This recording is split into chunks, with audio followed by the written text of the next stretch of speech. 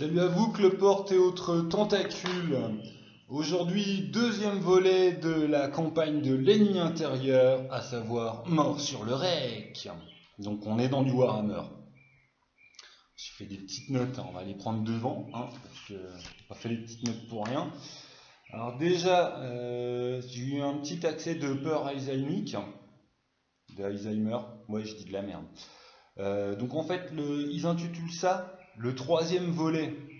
Kezako, j'ai eu un bug temporel, j'ai raté le deuxième épisode, ma mémoire défaille.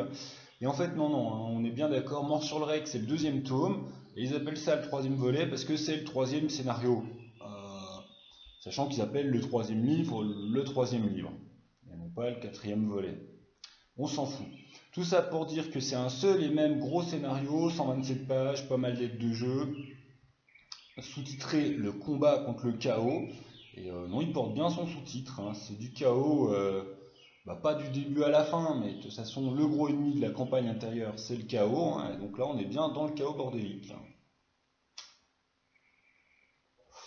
Alors, qu'est-ce qu'il a donc, ce troisième volet, ce deuxième livre? Alors, c'est une suite directe du second scénar, à savoir que c'est l'intervention des PNJ alliés qui va permettre au PJ d'être lancé sur la bonne direction.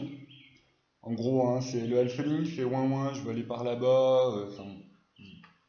Pas trop en parler parce que bon, il y a quand même des joueurs qui regardent des fois. Mais tout ça pour dire que les PNJ vont enchaîner le truc. Les joueurs tombent sur un bateau au tout début, donc ça pop un bateau, ils gagnent donc un bateau super facilement. Le Rec à Warhammer, c'est une rivière. Donc Mort sur le Rec, ça vous dit tout de suite qu'on va être dans des aventures fluviales. Et deux grandes parties dans cet opus, hein, donc dans ce livre. En plus des 30 pages d'aides de jeu et de règles de navigation fluviale, à savoir un début qui est très très libre. Donc vraiment à mon avis c'est du bonheur pour les joueurs, mais moi j'en ai mon souvenir, mais une galère à se tirer une balle dans le pied pour les MJ, hein. Là on n'est plus du tout dans du MJ débutant. Il y a des dizaines de rencontres optionnelles, il y a vraiment pas mal de choses.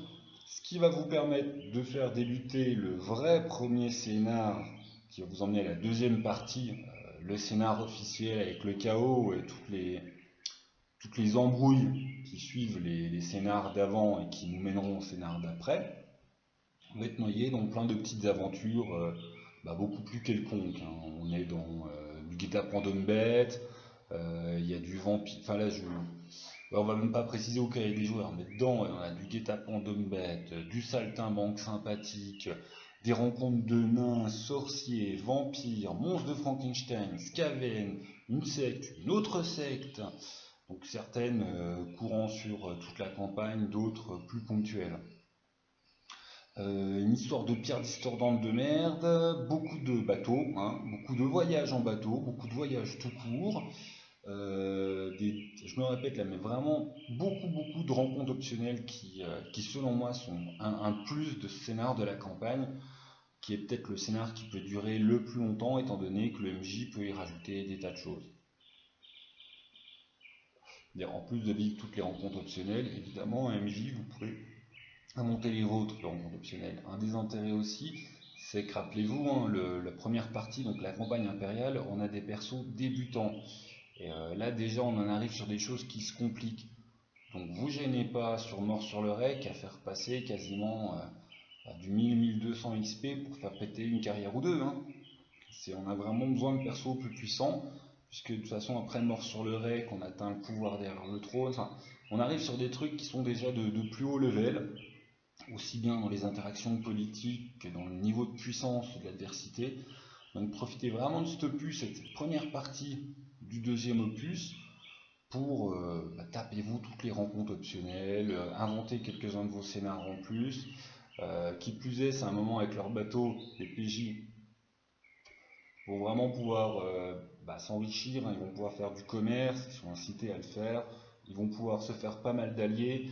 La campagne étant mortelle, c'est aussi un des points intéressants, vous allez pouvoir avoir des nouveaux PNJ qui seront forts, qui auront une forte présence et qui ne seront pas seulement la cinquième roue du carrosse, ce qui va vous permettre de remplacer vos PJ éventuellement morts un peu trop tôt. Tout en sachant que le PJ qui était le sosie bénéficie quand même un petit peu de l'immunité de Chabit parce que il est important à garder vivant un petit moment. Après, il aura ses propres problèmes. Mais disons que pour la continuité de la campagne, je vous déconseille à MJ et de le buter. Vraiment.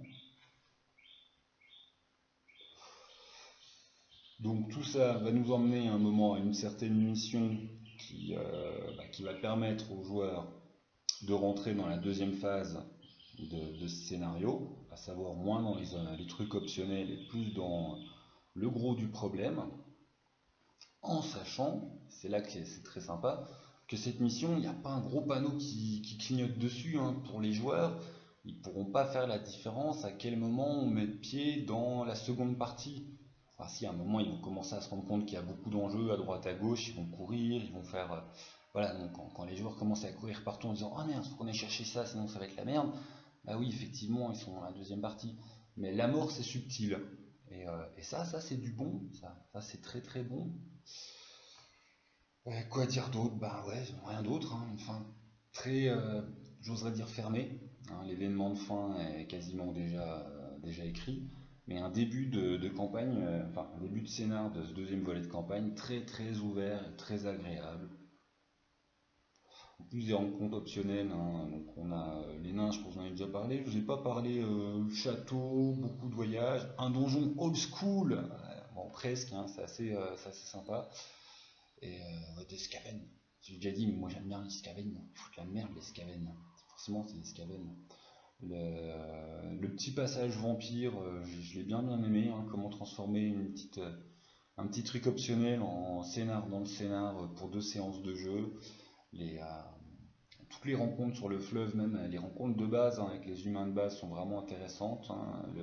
La péniche des saltimbanques est assez développée, c'est vraiment sympa. Donc beaucoup d'occasions de faire vivre le vieux monde, de l'étoffer. Et voilà. Donc, bon, de toute façon, en parler plus, ça serait spoil à mort le scénar, donc je vais bien fermer ma gueule. Le monstre de Frankenstein version Warhammer, très très bon aussi, hein, de quoi laisser des petits souvenirs bien mythiques à vos joueurs. Voilà, bon, bah jouez bien, à ciao, hein, avec la suite, bientôt. Ah.